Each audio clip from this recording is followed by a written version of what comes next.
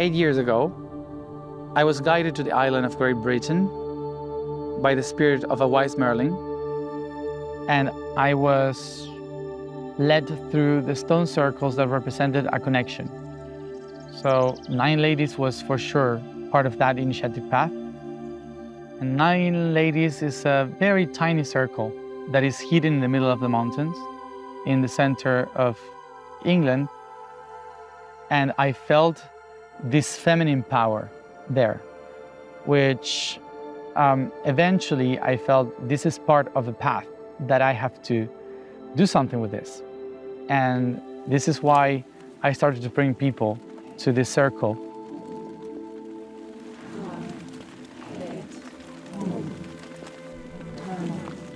This circle is called like that because the old tradition says that 9 ladies were dancing a Sunday around in the middle of the forest, and because it was God's day, they weren't supposed to dance, so God turned them into stones.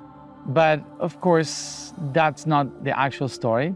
It's describing basically a circle of feminine reunions where the witches used to gather in that forest, and it's a place where the feminine used to get together to discuss, talk, celebrate.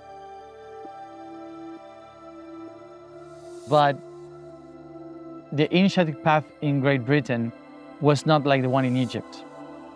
In Egypt was more like an obligated step by step that you had to do in order to get to somewhere. In Great Britain was much more about going to the center. So it was not that everyone had to go through a line specific to connect.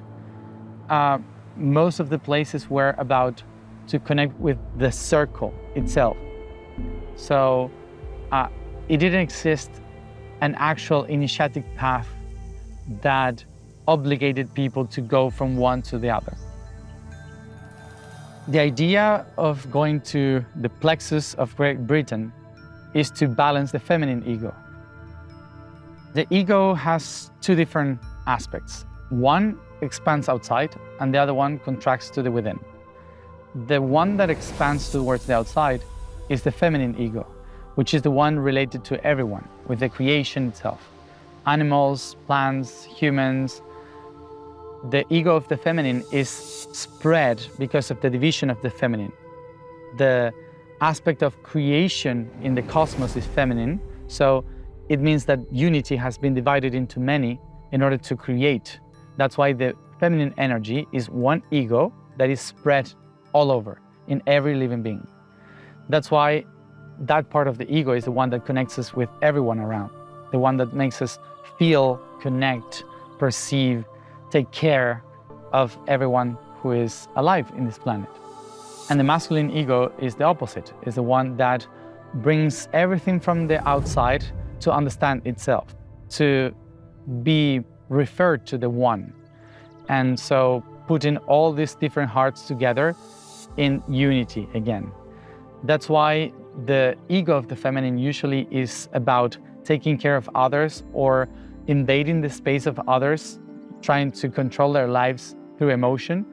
And the egoistic movement of the masculine is grabbing everyone towards oneself and being in control of everyone. In this process of 9 ladies, the idea was to recognize the power of being connected to every living being. The power of the feminine, which is expansive. The power of being able to communicate and to become the everything. Not just as being one with the everything, but being able to channel the everything. To being able to become an animal, to become a tree, to become the plant in order to understand the medicine that is within, to understand the wind by dancing.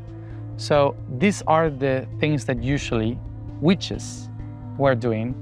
And before the witches, the priestess.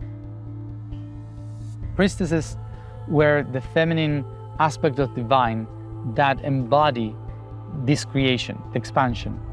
And then they were forbidden because the feminine were so powerful. that the masculine side of history decided to shut them up.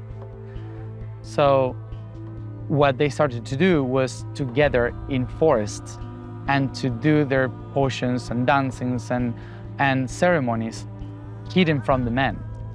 And that's why they became witches. So this witch energy is something that connects us with the expansion of this nature, to know how to use the nature, how to use everything around, and how to become everything around. The idea in this circle was to allow the feminine aspect of each one of us to connect with that power, with the power of saying, I am the everything, and I can be expanded in every living creature and become every living creature. After the 9 ladies, the next step was Brigham Rocks, which is a national park, and it's a special place because for me, it was a Druid school. It was a natural place where people used to go to receive teachings and to learn how to read the books of Earth. It's a very special place that the first time that I went there, I was led into these rocks, and the spirits of the place told me, here is a place where we taught the masculine how to read nature and how to become masters of their own reality. The main idea of the message that I wanted to transmit in Brigham Rocks was about detachment. In the spiritual world, usually we hear the term detachment as something that is the main key to become a spiritual. So the idea of detachment actually is related to how nature, in a tree for example, leave the leaves and the fruits to fall down during autumn, and in that process of autumn, it earns power and energy within that allows the tree to grow bigger and even much more stronger. So the process of detachment is a process of becoming richer, because you are offering in order to gain space for the new.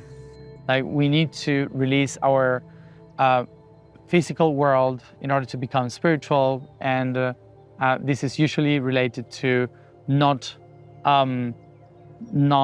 willing to have materialistic things or not earning money for some actions that we do.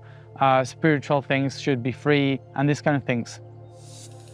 When we look into most of the traditions, the priests, the priestesses that have been in a spiritual path, they had to let go all their previous lives and all their materialistic reality in order to become part of the one, of the divine.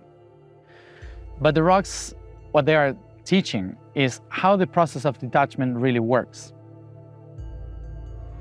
Detachment is not that you have to get rid of everything in order to become spiritual. Detachment means that you have to give something away in order to receive something new, in order to have balance in the process of creation. Detachment means that in order to be able to read yourself in a deeper level, you have to get rid of the sand, the soil that is covering the rocks, the crystals that are within you. Another analogy would be how the trees get rid of the flowers, get rid of the leaves every autumn, every fall, so they could have much more strength and power for new leaves and new flowers to be created. It's not about finding light means to leave all the flowers and the leaves, or to get rid of every crystal and rock of the mountain.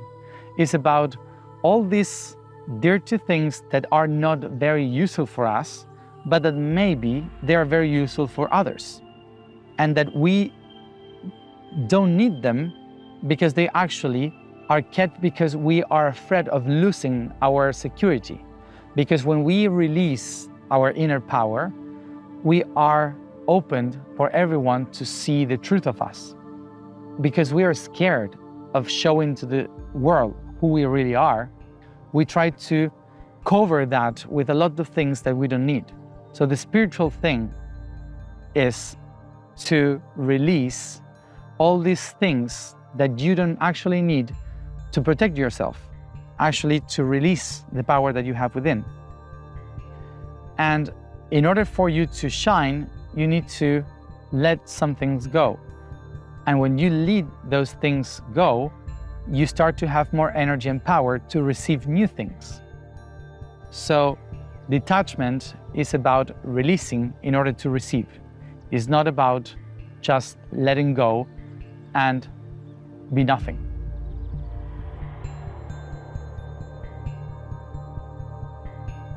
After the teachings of Brigham Rocks, we were led to Druid's temple, which is the place where we actually had to give the ceremony.